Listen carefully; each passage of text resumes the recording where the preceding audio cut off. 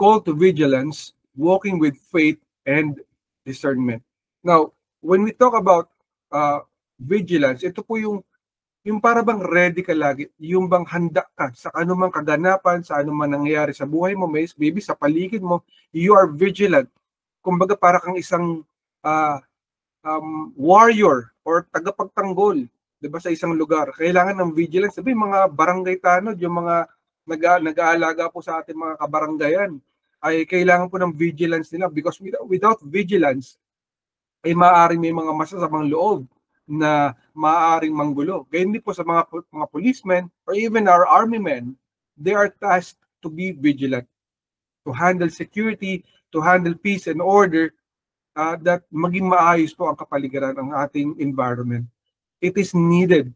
But in our take sa atin bilang mga anak ng Panginoon, bilang mga Kristiyano, vigilance is needed because bilang mga anak ng Diyos na naglalakad by faith, we need discernment and we need more than faith sa pakikibaka sa kaaway. Sapagkat ang ating buhay ay dinedicate sa Panginoon, sapagkat dahil dito, meron po mga elements na gustong sumira sa buhay natin. May mga elements or mga spirits na gustong umatake sa atin sapagkat tayo merong kakaiba, na heritage mula sa ating Panginoon.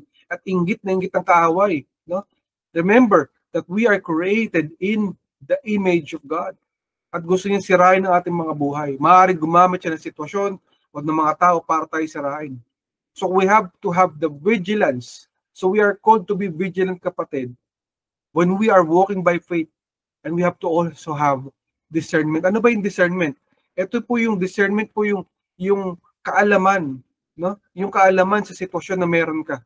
Yung discernment ito nanggagaling sa ating Panginoon.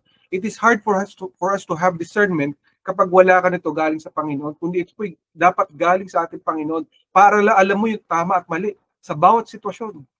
Kasi minsan meron darating na sitwasyon sa ating buhay, meron mga tao na darating sa ating buhay na akala natin ng bait-bait nila, akala natin the best na sila, pero yung pala hindi, masama pala ang plano nila. And through discernment, you will be able to understand, to judge, to make a wise decision, to understand kung sino ba ang tama at mali, kung sino ba gumagawa ng maganda at ang hindi maganda.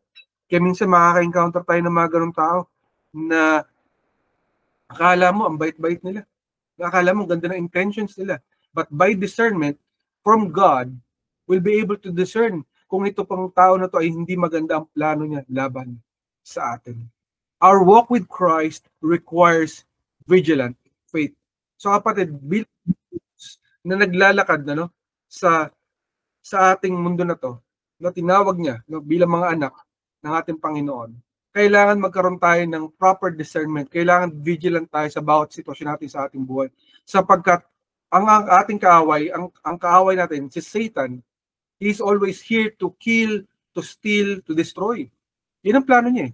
He is here to kill, to steal, and to destroy. Para pumatay, para magnakaw, at para manira. So ang Panginoon natin, may mga plano ang Panginoon natin para sa ating lahat. For sure yan, kapatid.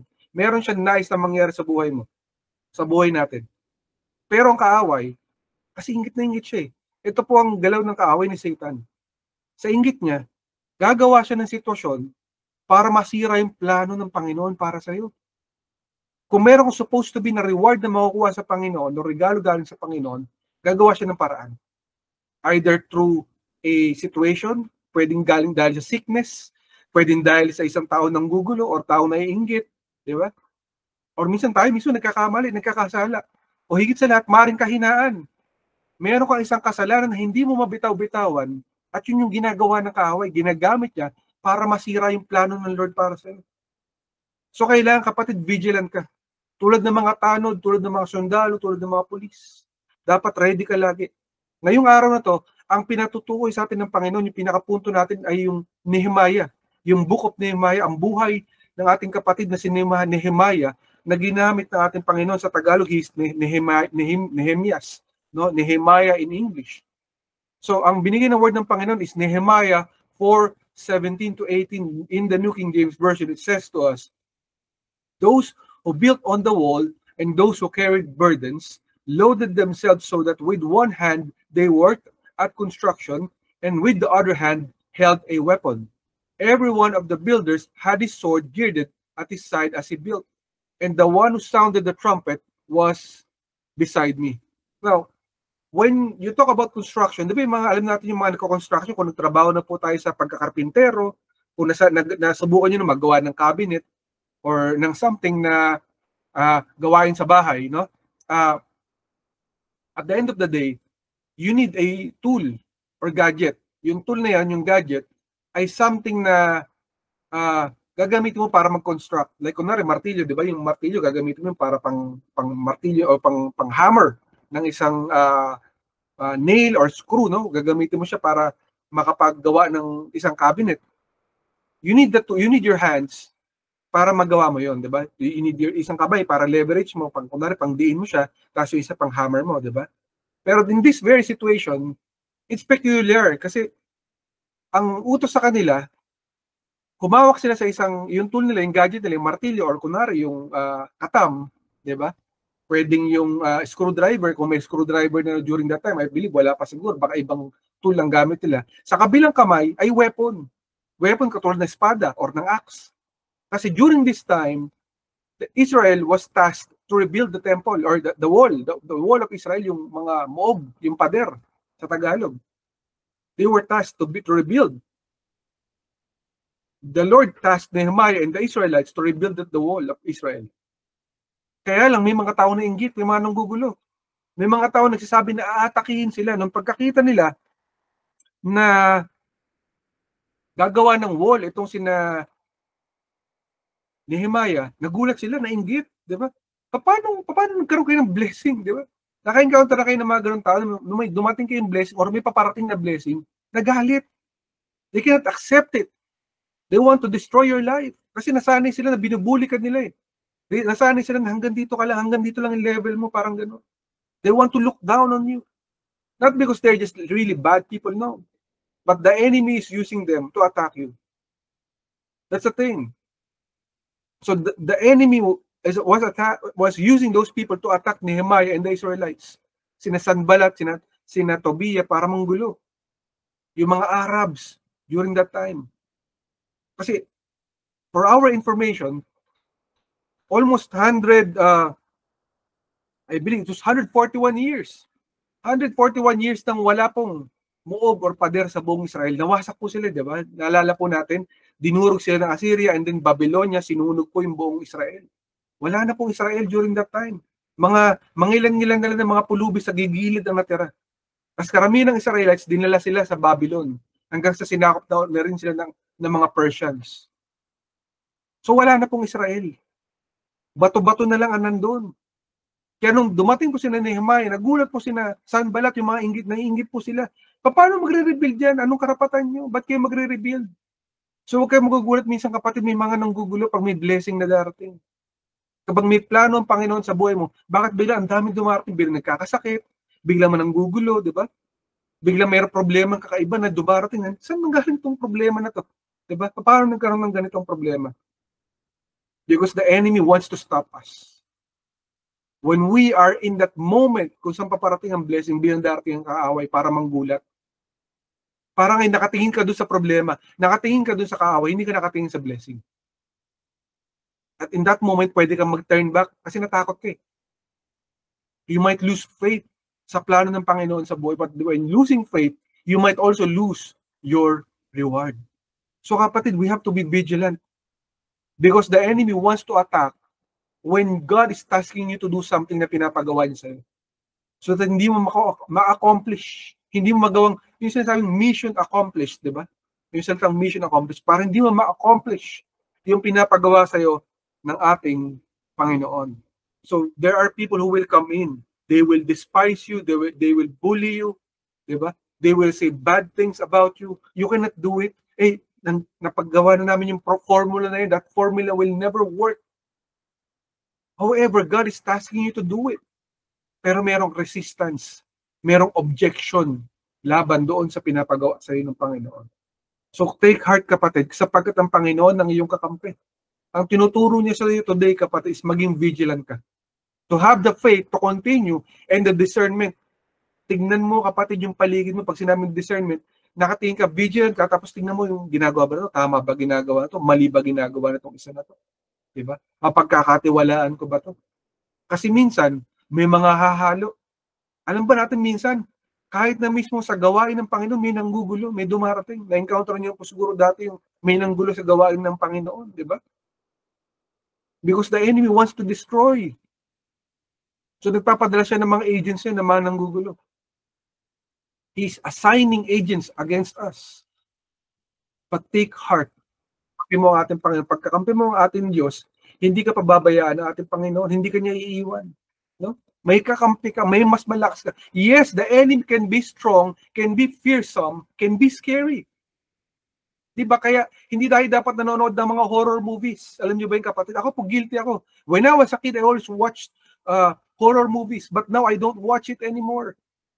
Why? Because horror movies teach us to fear, to be scared, to have that adrenaline rush na matakot tayo. Pero sinasabi ng Panginoon, hindi. Because ang ginagawa ng kaaway, dinodomina ang ating puso. And so that we will be fearful. But the Lord is teaching us not to fear. Diba? Sabi nga ng Panginoon, do not be anxious about anything. Do not fear. And so the enemy wants to dominate us. And by doing so, mas nakatingin tayo sa mga pangit, sa mga bagay na nakatatakot.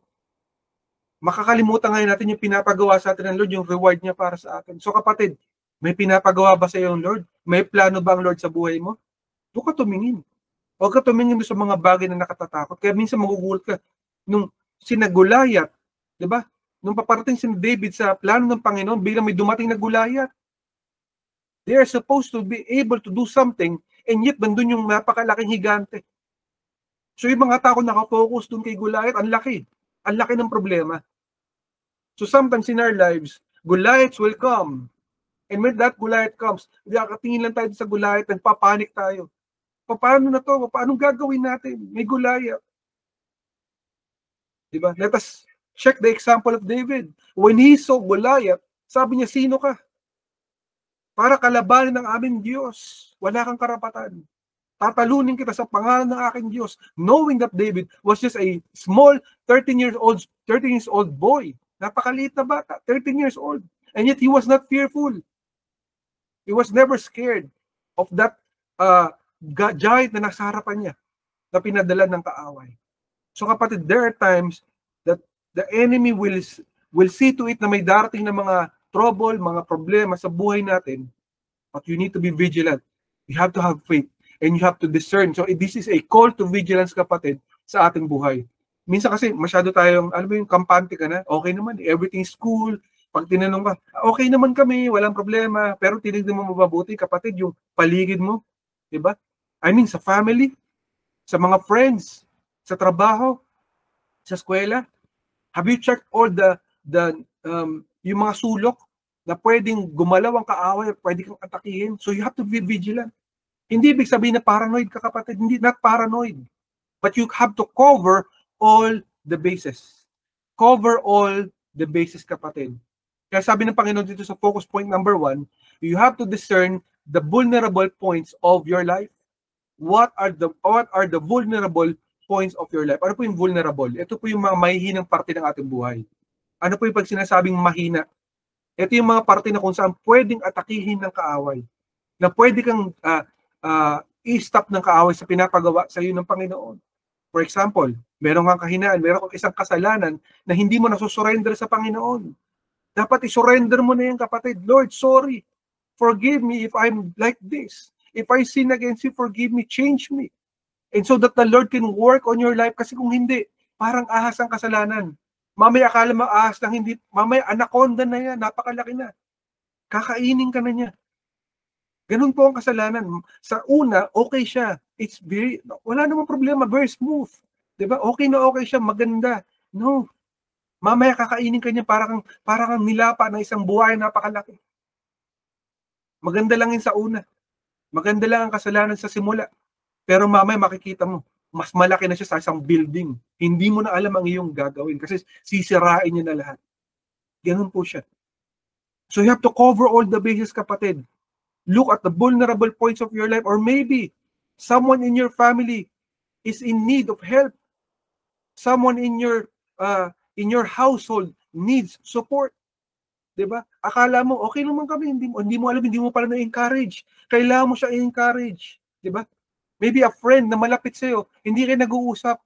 Kailangan mo pala siyang bigyan kahit paano ng time para makausap siya, para mabigyan siya ng encouragement. Hindi mo alam, dami na pala niyang pinagdadaanan. At kailangan niya ng tulong. Pero pag nakausap siya, okay lang yan, no problem, 'di ba? So you have to cover all the bases. That's why you always need to pray for people. Pray for them. Hindi mo man sila nakikita, hindi mo sila nakakasama lagi, but you are praying for them. Lord, hindi ko po siya nakasasama lagi, but I believe, Panginoon, na iingatan mo siya. I plead your blood over this person that is very dear to me in my life. Protect him, protect her, oh God, as you are protecting me. And so that you are covering each and everyone with prayers. Napaka-importante, kapatid, ng coverage, ng prayer coverage. Now, continuing with the story of Nehemiah, yung nag-rebuild po ng walls ng Israel, sabi po dito, Nehemiah 4:13-14, in the ESV version, it says to us, "So in the lowest parts of the space behind the wall, in open places, I stationed people by their clans, with their swords, their spears, and their bows. And I looked and arose and said to the nobles, and to the officials, and to the rest of the people, do not be afraid of them. Remember the Lord, who is great and awesome, and fight for your brothers, your sons, your daughters, your wives, and your homes." Kapatid, it's very important, kapatid, that we are looking at the lowest points ng buhay natin. Kung saan pwedeng gumalaw ang kaaway, yung mga open portals, yung open points. Sa ano yung kahinaan mo, dapat alam mo na yung, kapatid. Diba? Saan ka mahina? Diba? Maaaring mahina ka sa visually, 'di ba? Maaaring mahina ka sa pag may narinig kang hindi maganda, may sinabing hindi maganda, nagagalit ka, nag-iinit ang ulo mo, 'di ba? Or maybe baka pag may bagay na hindi maayos yung pagkakaayos, talagang umipitik na yung galit mo. Like kunwari, gusto mo organized na organized. Pag hindi organized, nagwawala ka na. Tignan mo, kapatid, yung mga parte ng buhay mo na pwedeng pumasok ang kaaway at manggulo. Katulad po na ginawa ni Nehemiah. Kasi during that time na nare-rebuild na nila yung walls, nagdatingan sina Sanballat. Nako, nakita ninyo mga Israelites, nire-rebuild nila yung wall, huwag kayong pumayag na ma-rebuild ang Israel. Atakihin natin sila. Kaya nung narinig ni Nehemiah, agad-agad sinabihin niya yung mga taong bayan, okay, habang ginagawa niyo yung mga pader, wag lang martilyo ang hawak niyo. Maglagay kayo ng sword sa kabilang kamay. On your other hand, place a sword so that we will be protected, each and every one. Habang nagmamartilyo kayo dyan, dahil hawak-hawak nyo ang espada. So fight for your brothers, your sisters, diba? Your wives, your husbands, and your homes. Kapatid, you have to remember that you are fighting an enemy na hindi mo nakikita. We are fighting an enemy that we never see. That is our battle, our daily battle, our everyday battle. So kailangan mo ang Panginoon. Sa pakikibaka mo, you have to be vigilant. You have to discern ano yung mali at tama. Baka mamaya may pinadala ng spy ang kaaway, di ba? Para guluhin ang buhay mo, akala mo, bait niya, hindi pala. You have to discern. And you have to also be faithful sa Panginoon. And God will be faithful to you and also show faith sa Panginoon na do not be afraid of the situation. Kasi sometimes, pag nandiyan na yung problema, wala na. Nagpanik na, gumawa ka na ng mali. Nagkumapit ka na sa patalim. Kasi takot eh. But first, you have to identify, kapag ano kaya yung mga pwedeng guluhin ng kaaway dito? Ano kaya yung mga parte ng buhay ko na pwedeng pasukin ng kaaway? So you have to pray over it. Prayer is very important, kapatid. So cover ng Panginoon yung mga dapat makover. How many minutes or hours are you praying in a day? Or baka, kapatid, wala pang 30 seconds ka nagpa-pray. Sabi mo lang, thank you Lord, amen. Ganun lang ba tayo mag-pray? Diba? Alam mo na ang Panginoon may hawak na lahat ng bagay. And yet, you are only giving God 30 seconds a day. How much time, kapatid? We have to be more prayerful, kapatid. Because our prayer, it's a weapon. Your tongue, kapatid, it's a weapon. Diba sabi ng Panginoon, death and life is in the power of the tongue. Anong dinideclare mo? Anong dinideclare mo sa family mo everyday? Diba? Ano sinasabi mo? Ay, problema na lang, puro problema. Wala na, puro problema na. Ganun. Ganun ba sasabihin mo? Or sasabihin mo, Lord, may mga problema kami ngayon, O God. But Lord, I decree and declare, Lord, that these problems will be resolved in the mighty name of Jesus, O God. I believe, O God, nabibigyan mo kami ng resolution, Panginoon, at maayos ng problema na ito. Sapagkat walang imposible sa iyo. Sabi mo, Lord, in Luke 1:37, for nothing is impossible with God. So kapatid, ano yung dinedeclare mo sa buhay mo? Kasi ang bibig mo, kapatid, ay weapon. Napaka-importante. So habang nagbibuild ka ng buhay mo, kapatid, habang tinatakbo mo, tinatahak mo ang buhay mo, gayahin natin sila ni Nehemiah. Di ba? Habang sila nagbibuild, may dala silang sandata. Importante yung sandata, kapatid, na galing sa ating Panginoon. We have to say the blessings, say God's words towards our very situation. Pag may nagsabi na, ay, wala nang pag-asa, no. In Jesus' name, may pag-asa pa. May magagawa ang Panginoon dito. Imposible sa paningin natin, pero may kayang gawin ang aming Panginoon Diyos. Ang aming Panginoong Jesus. Sapagkat siya ang may likha ng bagay, anong bagay ang hindi niya kayang gawin. So kapatid, napaka-importante niyo. No? Habang may ginagawa ka, hindi pwedeng pabaya ka na lang. Dapat multitasking. Ano po yung multitasking? Meaning, habang nagtatrabaho ka, habang nagbi-business ka, 'di ba? Habang inaalagaan mo ang bata, nagpa-pray ka. You're multitasking. Lord, inaalaga ko ang anak ko ngayon pero hindi ko siya kayang protektahan 24/7. But in the same breath, oh God, I believe, Lord, na hindi mo siya pababayaan. Siya ay nasa care mo habang inaalagaan ko siya. Ganun din pag nagtatrabaho ka. Lord, hindi ako perfecto nagtatrabaho, Lord, pero ikaw kaya mo akong protektahan. Ingatan mo, Lord, ang aking tinatrabaho para maging maayos ang turnout ito.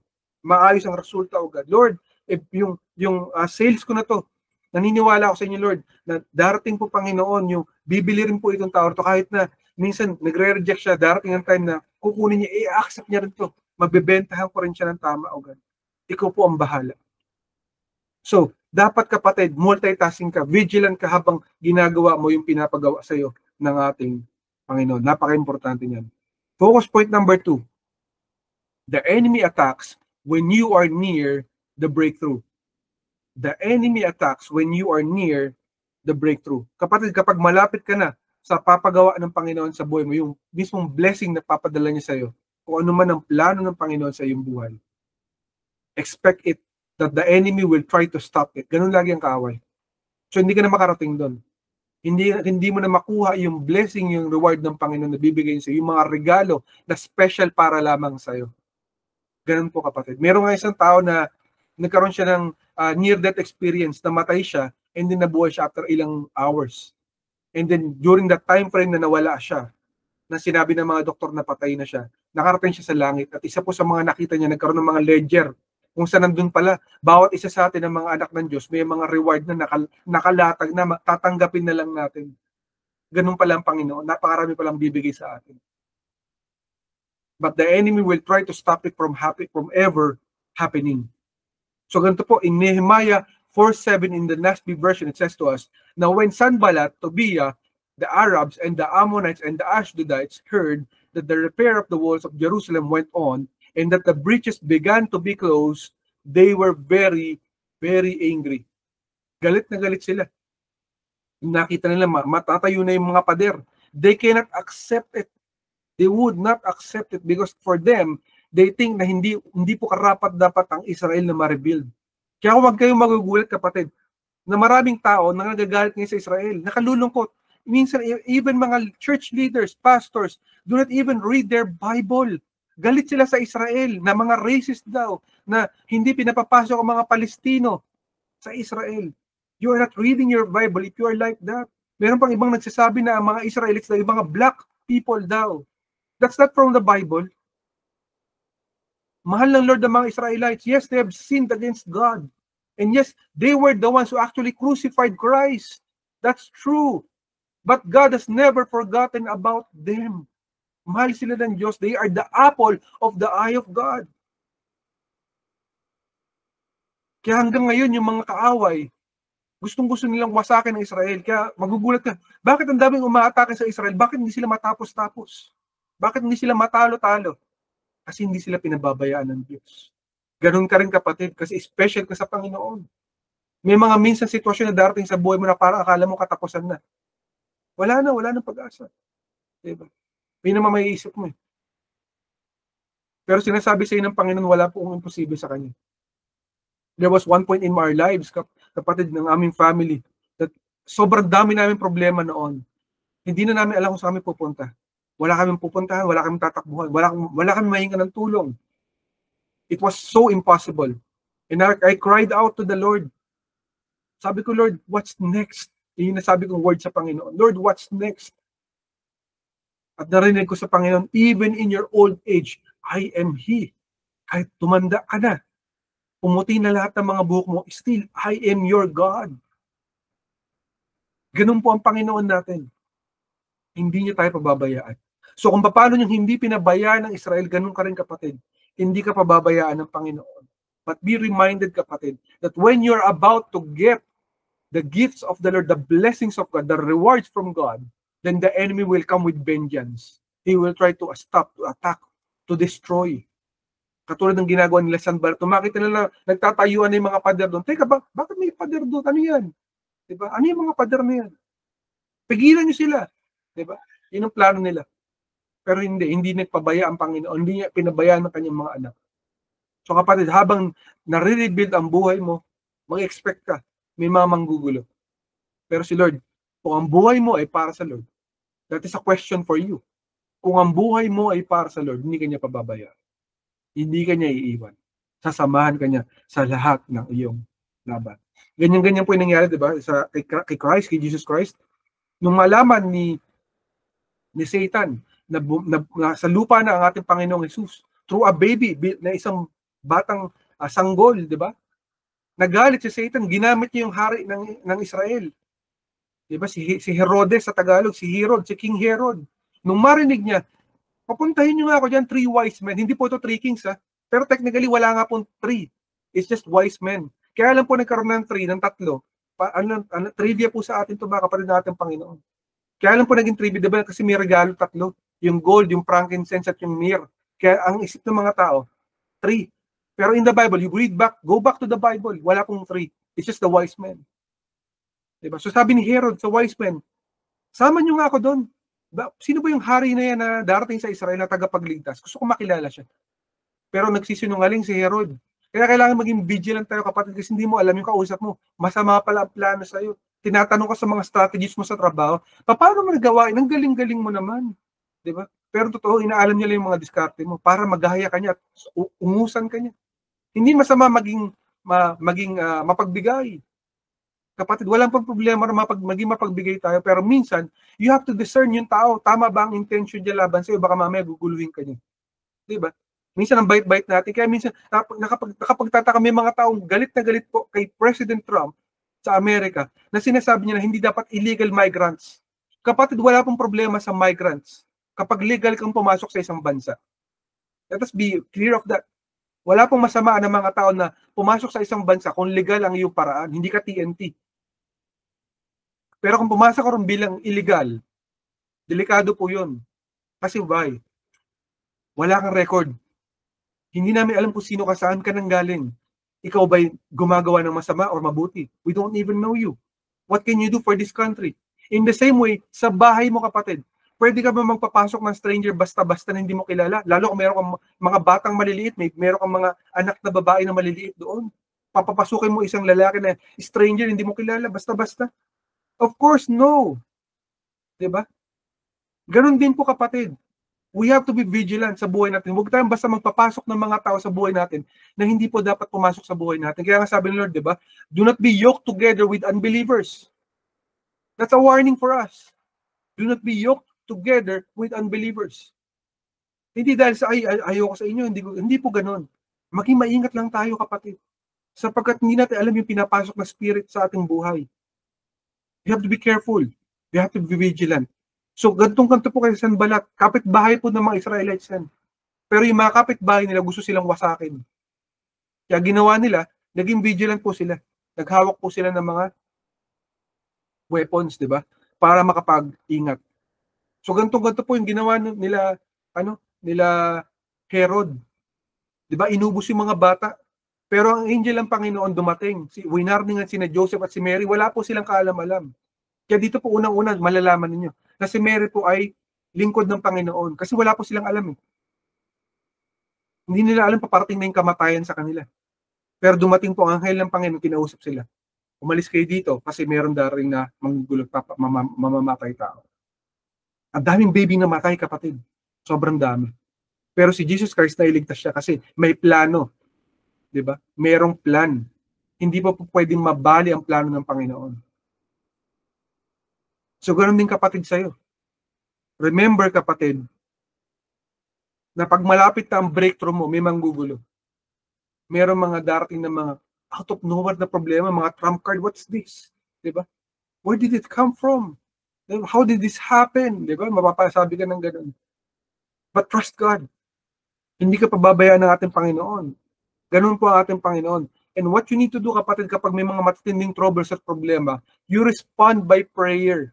Kasi ang unang-unang hakbang ni Nehemiah, nung narinig niya na may mga susugod sa kanila para matigil ang pagpapagawa ng pader, nagpray po siya, nagdasal siya.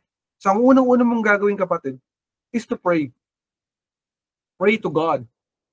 Ask God for help. Ask God for God's sustaining power and sovereignty over your very situation. Lord, I cannot do this. I do not have the capability to resolve this problem. Help me, rescue me, save me. Kaya nga siya Mesias, di ba? Kaya siya Savior. He is here to save you and me. He is a Savior, tagapagligtas.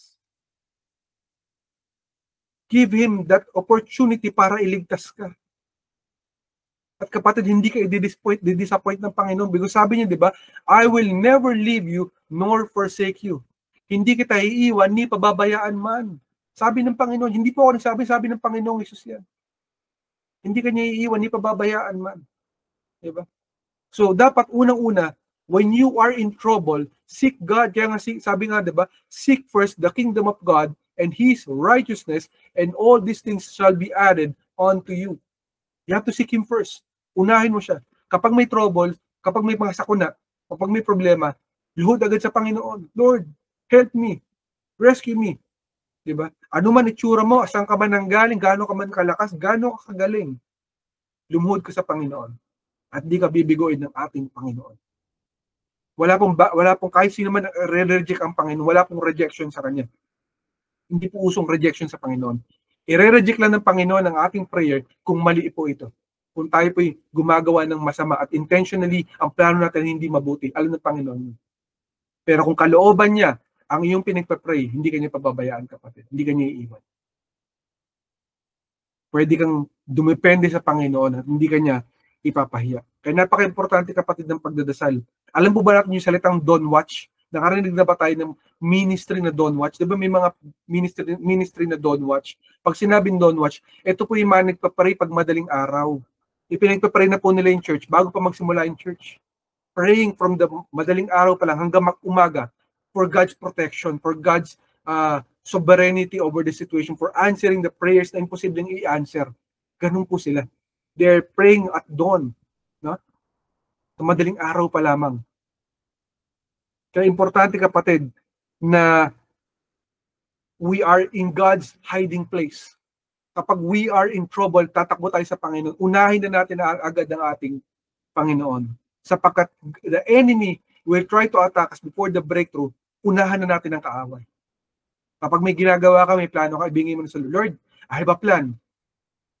Diba? May gagawin ako, Lord, inilalatag ko sa inyo to. Kaya dapat dinededicate. Ganon din mga bata, di ba? Kaya dinededicate ang mga bata. Bago pa sila lumaki, yung marami, gusto nila, pag malaki na, tsaka natin ipagpapray. Lord, patawarin niyo anak ko, nagkakasala siya noon. Bago pa siya magsimula, i-dedicate mo na sa Panginoon. And so, Lord, ang mamumuna sa buhay niyo. Ganon din sa business mo, i-dedicate mo sa Panginoon ng business. Ang trabaho mo, i-dedicate mo sa business. Ang kalusugan mo, i-dedicate mo sa Lord. Di ba? Ang lahat ng bagay, i-dedicate mo sa Panginoon. At ang Lord ang bahala sa iyo. So, take away na binigay ng ating Panginoon sa atin. Number 1, discern what God requires in the moment. Dapat sa pagkakataon kung nasan ka nandoon, dapat alam mo na yung kalooban ng Panginoon. Ano ba yung gusto ng Panginoon dito? At ano ba yung nais ng Panginoon na gawin ko sa sitwasyon na ito? Ano kaya ang kanyang nire-require sa akin? Diba? Ano ba gusto ng Lord? Ako ba'y gumawa ng masama or ako ba'y gumawa ng mabuti? Ako ba'y kumapit sa patalim or magtiwala ako sa Kanya? You have to discern. alamin mo ano yung kalooban ng Panginoon. And then number 2, test everything. You have to make sure na bago mo gawin ang isang bagay, dapat alam mo kung tama yun or mali. Diba? Kasi baka mamaya mali na pala yan. Papasok ka sa sitwasyon na hindi nakalooban ng Panginoon. And then, kapahaba ka ng pupuntahan yun. So, imbis na ang prayer mo is prayer for blessing and protection, ang mangyayari, pray for rescue. You're praying for rescue. Lord, i-rescue mo na ako. Kasi nagkamali ka ng decision eh. Nakaranas na ba kayo kapatid ng ganun? Na nauna yung decision mo, and then alam mong mali, and then you're asking Lord for help. Diba? So, bago ka pumasok, tignan mo muna, tama ba? Kaya yung mga, even sa mga, kunwari, pupunta ka sa YouTube, sa Facebook, minsan makaka-encounter ka ng mga Word of God, di ba? Minsan mga Bible verse, minsan may nagpa-preach about gospel, minsan may mga inspirational talks, di ba? Pero hindi pala galing sa Panginoon. Mali pala. Di ba? Tinuturuan ka ng mali. So test everything. Hold on to what is good in the eyes of the living God. And last one is, have faith, for God gives understanding. Magtiwala ka sa Diyos. Sapagkat hindi mo man siya kaya, hindi mo man alam ang gagawin mo, tutulungan ka ng Panginoon. Bibigyan ka niya ng kaalaman paano ma-handle ang very situation niyan. At of course, hindi ka niya pababayaan. Ililigtas ka niya sa iyong sitwasyon. Pero kailangan mong sumanggunit sa ating Panginoon. Yan ang dapat mong gawin. So, in Hosea 4:9, in the ESV version, it says to us, whoever is wise, let him understand these things. Whoever is discerning, let him know them. For the ways of the Lord are right, and the upright walk in them, but transgressors stumble in them. So, importante kapatid na dapat tayo maging wise sa harapan ng ating Panginoon. Na we have to have that discerning spirit, kapatid, na maintindihan natin yung mali at tama. Diba? Hindi porket sinabi ng marami na, sabi nila, ganito rong gawin natin. Teka, naisip mo na ba yung kapatid, mali ba o tama yung ginagawa nila? Diba? Are we just going with the flow? Hindi, nakakahiya naman eh. Kasi sinabi na nila, di gawin na lang natin. Paano ko lang kapatid kung hindi kalooban ng Panginoon? Susunod na lamang ba tayo? Diba? Hindi po sinabi ng Bible na submit to authorities. That is absolute. No. That is not even biblical. Submit to the authorities, ibig sabihin, sundin natin ang batas, respetuhin natin ang batas. Pero kung yung batas na yan, sinabi ng batas na wag natin respetuhin ang Diyos, will you follow the law? Diba hindi? That's why marami pong anak ng Diyos na namatay, sina Pablo, di ba? Kasi they submitted to the law, but they questioned the law nung mali ang law. Let us be reminded of that, kapatid. Di ba nung nakulong si Paul, si Pablo, pinakulong siya ng walang paglilitis, walang court proceeding. Bigla na lamang siyang kinulong. Nagulat sila, hindi pala Israelita lamang or Jewish lamang ito si Pablo, isa pala siyang Romano. Nagulat sila. Sabi niya, ipinakulong niyo ako ng walang paglilitis. I want to be heard in court. Gusto ko ng araw sa korte para may pagdepensa ko ang aking sarili. Natakot sila, humingi sila ng tawad kay Pablo. Patawarin mo po kami. Kung kami po ay ipinakulong ka namin, nagkasala kami sa iyo. Huwag mo na kaming isumbong. Diba? He questioned their authority. So kapatid, sa ating mundo, there are things that might happen, but we have to be vigilant. Whatever it is, mapunta sa work, mapunta sa eskwelahan, mapunta sa ganito, diba? Sa bahay, diba? Kahit saan pa. Question it if it's not right in the eyes of God. Kung mapapahamak kayo, magsalita kayo. Diba? Say something about it. Fight for what is right. Because this is God's call to do. This is what God wants to do in your life. Hindi po pwede na, ay okay na yan kasi ito naman yung kalooban ng Diyos. Kasi paano naging kalooban ng Diyos kung mali sa simula pa lang, mali na yung bagay? We have to be vigilant. Diba? Kung mali na, hindi tayo papasok doon. So pag tinuro nila, di ba ganoon? Darating po ang Antichrist. When the Antichrist comes, he will teach things na hindi nakalaban po sa Panginoon. Will we follow? Sabi niya, hindi, gusto ko magpatatak kayo lahat sapagkat ito ang papunta sa kaligtasan. Paano kung mali? We have to question it. You have to say something about your faith in Christ. Because you are called by Christ to bring forth the gospel, the good news. And what kind of news is it kung hindi po ito susunod sa Panginoon? So dapat po itong susunod sa ating Panginoon sa kanyang salita. So you have to have correct discernment, kapatid, sa situation in that very moment. It's very important. I remember, kapatid, I was in school, nung high school ako. Bago lang ako doon. And sila magkakasama na sila mula pa elementary. Pero bigla po sila nagkaroon ng isang gawain. Doon sa gawain nila, magluluhuran silang lahat kasi meron pong nakatayo doon na something. Yung nakatayo na doon, sinasamba nila. Christian na po ako during that time. I cannot accept it. So lahat po sila nakaluhod po sila, nag-iiyakan sila, nakaluhod sila. Ako hindi po ako nakaluhod, nakatayo ako. Tinanong ako ng teacher, bakit di ka lumuluhod? Sorry po, teacher. I cannot do that because I'm following the Bible. Pero I respect po yung inyong pananaw. I hope that you will also respect my faith. So you have to stand up for the Lord, kapatid. Even if medyo parang feel awkward ka, we will feel out of place. That's the important thing, is tumayo ka sa Panginoon. And God rewards that when you have that proper discernment sa very situation na nandoon ka. And you have to test everything that is said. Hold on to what is good. Kaya importante, kapatid, na dapat alam mo, tama ba to or mali ba to? Hindi po pwede na sunod lang tayo ng sunod. Diba? Dapat, pag binigyan ka ba ng pagkain, diba? Nalasahan mo na may kakaiba doon sa panglasa mo sa pagkain, kakainin mo pa rin dire-diretso. Diba? Hindi na. Kasi alam mo mali. Ganon din tayo minsan Christian, minsan bilang believer, there are times in our lives that may mga bagay na mali tayong sinusundan. Akala natin tama ito. Pero later on, we realize na mali pala to. Do we continue on doing the bad thing or the thing na hindi gusto ng Panginoon? Di ba hindi? You will ask for forgiveness. You will repent. And then you will change. And that is the essence of being a born-again Christian. Nagbabago ka. Mula sa mali, nagiging tama ka. From wickedness to perfection in God. You are being made righteous through Christ Jesus our Lord. Diba? So you have to be vigilant, kapatid. Hindi pwedeng sunod lang ng sunod. Hindi po pwede na okay lang tayo ng okay kasi nakakahiya. And last verse na binigay sa atin ng ating Panginoon, in Proverbs 3:5-6 in the NASB version, it says to us, trust in the Lord with all your heart and do not lean on your own understanding. In all your ways acknowledge Him and He will make your paths straight, kapatid. Alam mo, kapatid, there are times in our lives na we are not in control. May mga bagay na nangyayari na nagaganap sa buhay natin na wala tayong kalaban-laban. But we have to have that faith in God na hindi niya tayo pababayaan. There's a reason ba't binigay sa atin ng Lord itong verse na to. You have to trust Him with all your heart. Hindi po sinabi ng Lord na 10% ng heart mo, bigay mo sa akin, or akin 90%, bigay mo yung natira, sa'yo na yung 10%. No. Sinabi ng Lord, with all your heart, magtiwala ka sa akin. Huwag kang mag-lean sa iyong paniniwala, sa iyong iniisip lamang. Hindi porket sinabi ng doktor na, ay hindi na ito magkakaanak, wala nang pag-asa yan. Or hindi na ito gagaling. No, kapatid. God can do anything in His power. If you believe it's the will of God, God can always do it, kapatid. You have to trust Him. You have to believe in Him. Magtiwala ka, kapatid.